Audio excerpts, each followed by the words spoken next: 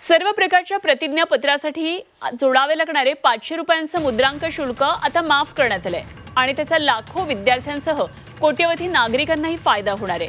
महसूल मंत्री चंद्रशेखर बावनकुळे यांनी हा मोठा निर्णय घेतलाय आणि यापुढे एका साध्या कागदावर स्वसाक्षांकित अर्ज लिहावा लागणार आहे। सध्या अर्जावर तहसील कार्यालयातून मिळणारं प्रमाणपत्र 10वी-12वीच्या निकालानंतर विद्यार्थी आणि पालकांना हे प्रतिज्ञापत्र भरावं लागतं, त्यामुळे नागरिकांचा 3 ते 4 हजार रुपयांचा हा खर्च वाचणार आहे।